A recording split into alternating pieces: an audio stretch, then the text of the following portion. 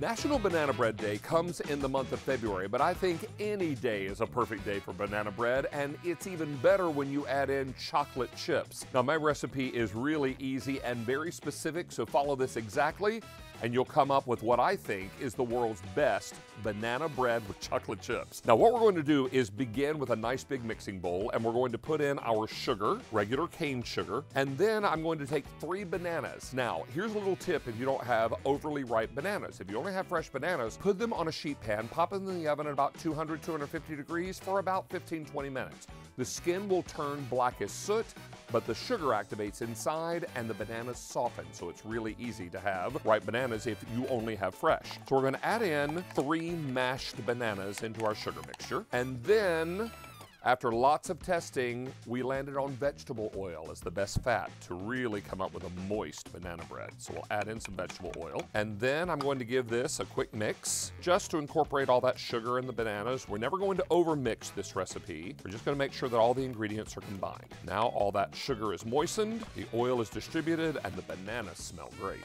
All right, now we're gonna grab a whisk and we're going to add in 2 whole eggs and some vanilla. And if you're gonna splurge on anything in the baking category, splurge on good vanilla. The dividends are big and you're going to love it. I love Madagascar bourbon vanilla, and you can find it at your local grocery store. Then we're gonna go in with a whisk and just break up those egg yolks. Again, being careful not to overmix. We just want to incorporate, get a little jiggy with it.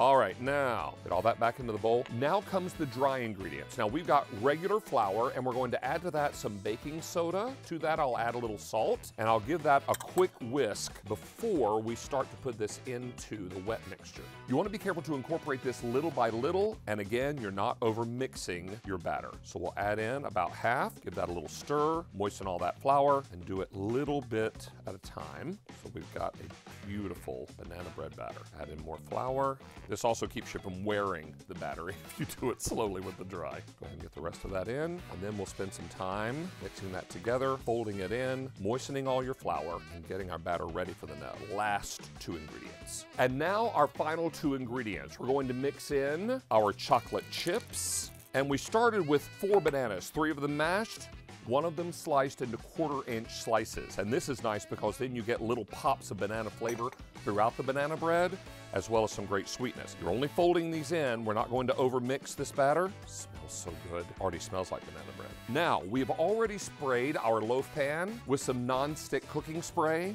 vegetable oil spray, whatever you have. And then we're gonna get this right inside. Perfect. Ooh. And it's a thick batter, so be patient with it. Scrape your bowl, get every last little bit, and don't leave out any chocolate chips. Now, this is going to the oven for about 70 to 80 minutes, and then you're gonna let it cool for almost an hour. Be patient, because the payoff is worth it.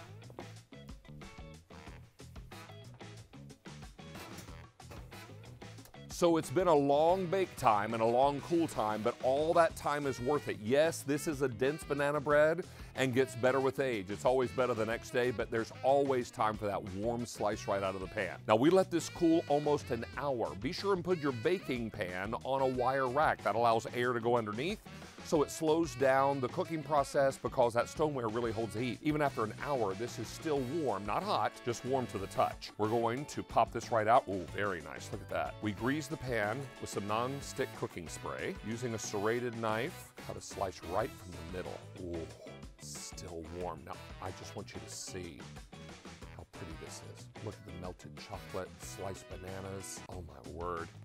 And it's so warm, I won't even need a fork with this. One thing that you may want to do is smear a little room temperature softened butter on top, cream cheese, or plain, whatever you like, and help yourself to gorgeous, homemade chocolate chip banana bread.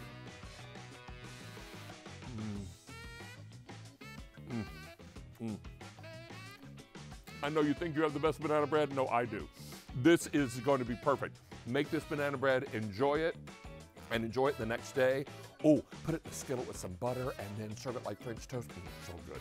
You can't go wrong.